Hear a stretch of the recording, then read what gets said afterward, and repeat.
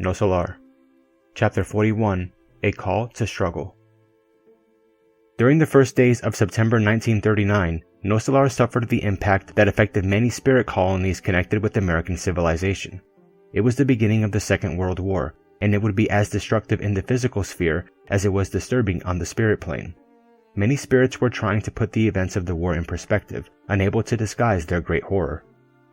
It had long been known that the great fraternities of the East were experiencing major difficulties in enduring the hostile vibrations of Japan. However, interesting events of high educative significance could be observed in Nosso Lar as well. Just as the noble spirit centers of old Asia were now fighting behind the scenes, our own colony had started preparing itself for the same kind of service. In addition to issuing valuable counsel regarding overall fraternity and sympathy, the governor also suggested that we ought to be careful within the sphere of our thoughts and safeguard ourselves from any unworthy inclinations of an overly emotional character. I realized that high-order spirits in such circumstances regard the aggressor nations not as enemies, but as hooligans whose criminal activity must be stopped. Unfortunate are the nations that get drunk on the wine of evil, Celestial told me. Although they may achieve temporary victories, such victories will only serve to lead them to their ruin, making their final defeat even more remarkable.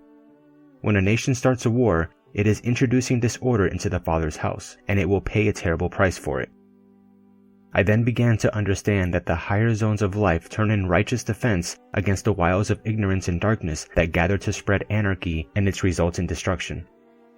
My fellow workers informed me that in events of this nature, aggressor countries naturally turn themselves into powerful nucleuses of centralization for the forces of evil.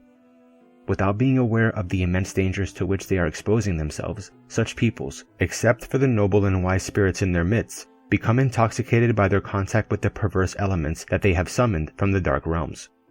Once productive groups of individuals become automatons of crime, infernal legions descend upon the great centers of collective progress, transforming them into areas of perversity and horror. But while the forces of darkness take hold of the aggressors' minds, spirit groups with noble intentions help the victims. If we should feel sorry for one individual that opposes the law of the good, so much the more should we pity an entire nation that has forgotten justice. At dusk, a few days after the first bombs had exploded on Polish soil, I was in the chambers of rectification with Tobias and Narcissa when an unforgettable clarion call was heard for over a quarter of an hour. We were all awestruck. That is a summoning from the higher planes to service in assisting the earth, Narcissa explained. It is a signal that the war will continue, bringing terrible torment to the human spirit, Tobias forlornly exclaimed. In spite of the distance, the America's entire psychic life has its origins in Europe. We will have to work hard to save the New World. The clarion call continued its strange and magnificent modulations, and I noticed that a profound silence had fallen over the whole ministry of regeneration. Noticing my anxiously expectant attitude, Tobias stated, "When the clarion call of alarm sounds in the name of the Lord, we must silence all noise so that its appeal may be engraved on our hearts." When the mysterious instrument sounded its last note, we went out into the great plaza and looked up at the sky. I was amazed to see countless luminous points that looked like resplendent and distant little stars poised in the firmament. That clarion, Tobias said, equally moved, is used by the watcher spirits of the upper hierarchy. Returning to the chambers, my attention was attracted by loud noises from the highest areas of the colony, where the public streets were located. Tobias left Narcissa in charge of certain important activities concerning the patients, and invited me to go out with him to watch the people moving about. When we arrived at the upper floors, from where we could walk to the government center square, we noticed intense activity in all sectors. Observing my natural curiosity, my companion explained, "These huge groups are headed for the Ministry of Communication in search of news. The clarion call we heard just a while ago is only sounded in extremely serious circumstances. We all know that it was announcing war, but it's possible that the Ministry of Communication might provide us with some essential information concerning the event." Observe the passers-by. Close by, 2 men and 4 women were walking, engaged in excited conversation. "Can you imagine what we in assistance will have to go through?" asked one of the women. "For months on end, the number of petitions has been extraordinary. It's been almost impossible to keep up with all the work." "And what about us in regeneration?" the older of the 2 men objected. "Our entire workload has increased considerably. In my department, watching out for vibrations from the umbral has been requiring constant effort. I'm wondering what will happen to us next." Tobias held my arm lightly and exclaimed, "Let's go on a bit and listen to what other groups are saying." As we approached two men, I heard one of them asking, "Do you think this calamity will affect all of us?" The other seemed to be well-balanced spiritually and replied calmly, "Well, I see no reason for jumping to hasty conclusions. The only thing new is an increase in work, which, as a matter of fact, is a blessing. As for everything else, it looks to me like everything is normal.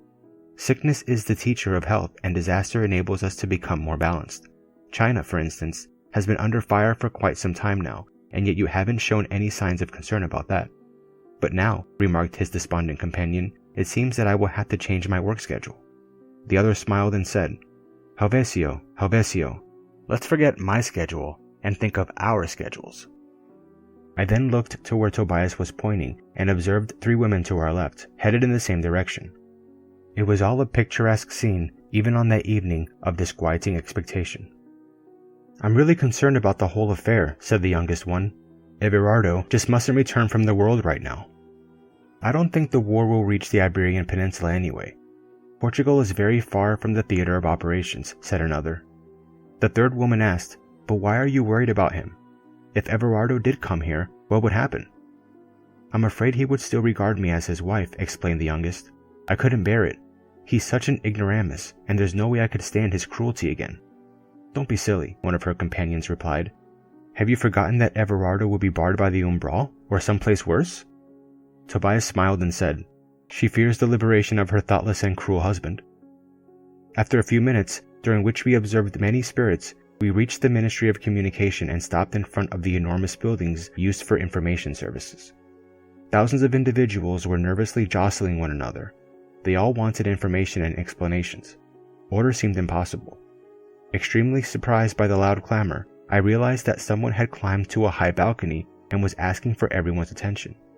It was an older man of imposing appearance who announced that within 10 minutes the governor would issue a statement.